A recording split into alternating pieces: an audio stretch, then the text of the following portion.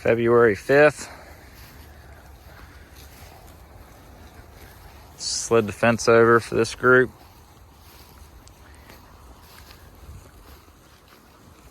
This past weekend we got some steers sold out of here. Got the heifers weaned. They're over there in the barn with some other weaned calves from another group. And gave them all their vaccines and multi-man, along with the cows. Preg checked the cows. This group did pretty good. And also gave these smaller calves in here that were born in the fall their first round of shots. And pulled the bulls out. So got quite a bit done while we were up in here next to the barn and working facility. So this group's ready to go for another several months. They are on some stockpile. This was going to be some season-long stockpile down here, but it was grazed once back in July, August. Dad's heifers, he had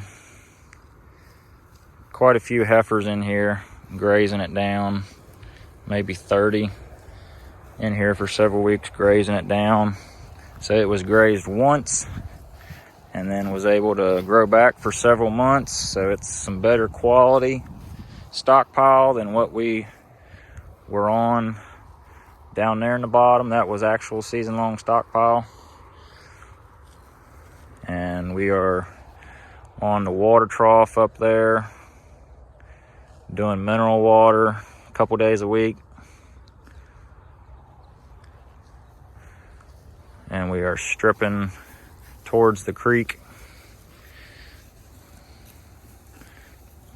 keeping them out of it for now while we're grazing this strip.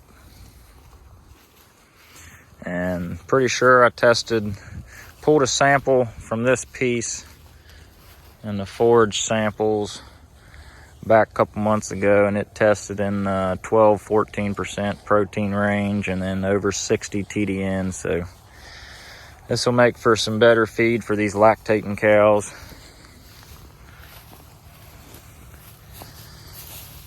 Good quality stuff. Got plenty of green in it. It had September, October, November, December, January. 5 months rest at least. Manure pats are looking good.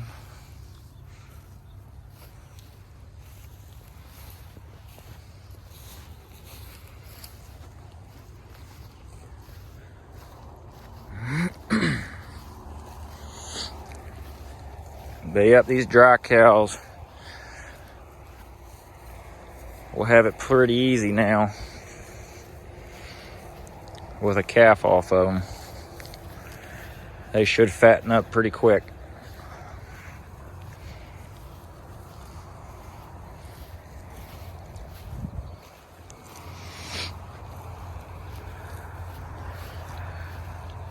Looks like we might get some snow tonight. Couple inches it looks like, so we should be able to keep grazing through it. If it's 6 inches or so, maybe we might have to unroll a little hay. We'll see. But the other groups are on they should be fine. They're on some season-long stockpile. So that's been nice this year, having taller stockpile to graze through the snow compared to the years past.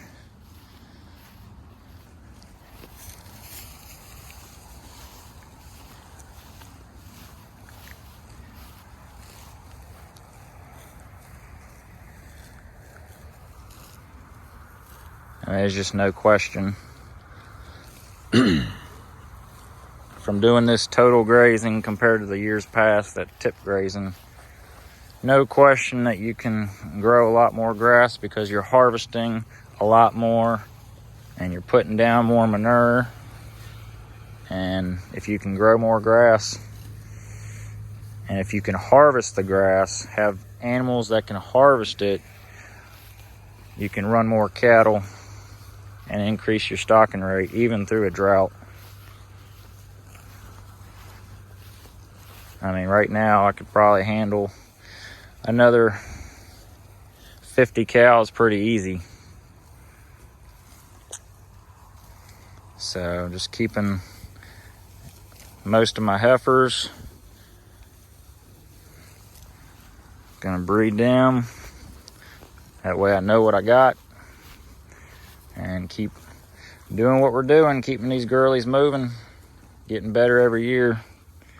Pretty excited about this new mineral program we're gonna venture into.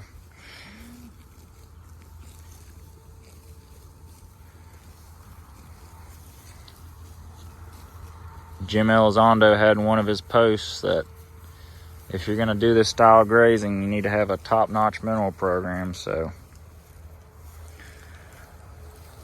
taking that into consideration, especially in drought years, and implementing some of Steve Campbell's practices as well with the sources that he recommends to get cattle alkaline and the mineral water. Gonna experiment with that this year, throughout the whole year, doing mineral water when we can, and got the Vitaferm Conceptaid Mag out with them now. It's been out the past couple months, and gonna switch to the heat in the summertime. And then we also got sea salt and another feeder loose, and I'm mixing some of that Redmond conditioner with the sea salt, and sometimes I'll put it in there with the Vitaferm. Not too much, but just to mix it in, try and get some in their system. So we'll see how that goes. We'll be pulling that conditioner away from them when they start, 30 days before they start calving. And then put it out, I think 30 days before breeding is what Steve Campbell recommends. So give that a shot. But quite a drastic change to our mineral program, so hoping to see better results with that in the future.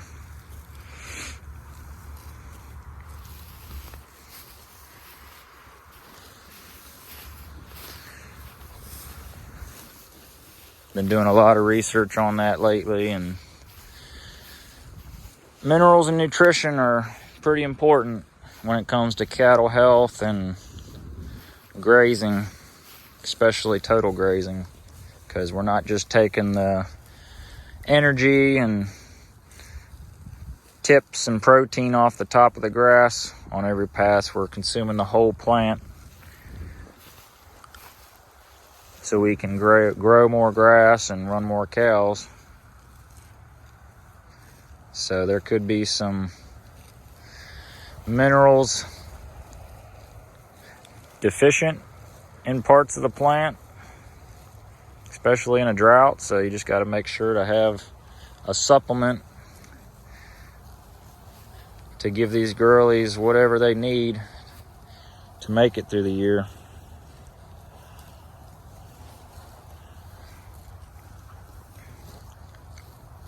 I think some folks use just sea salt as their mineral, but if it works, that's great. But I figure put a good mineral mix in front of them I mean, with this low input grazing, I can afford to spend a little bit of money here and there. It's a lot cheaper than feeding hay all winter.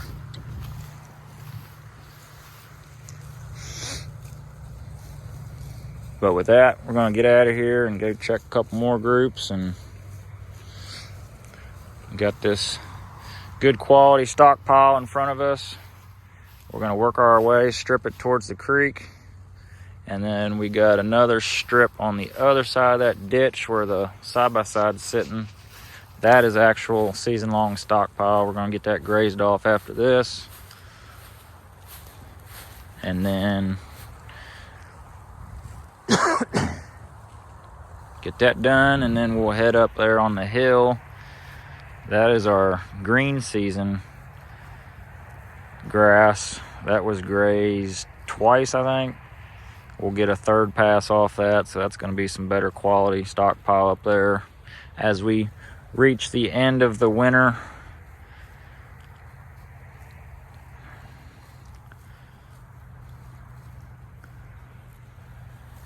But yep, got plenty ahead of us. Rolling through February, looking pretty good, as long as we don't get too much moisture and this and that. It's been a little wet lately, but not terrible bad.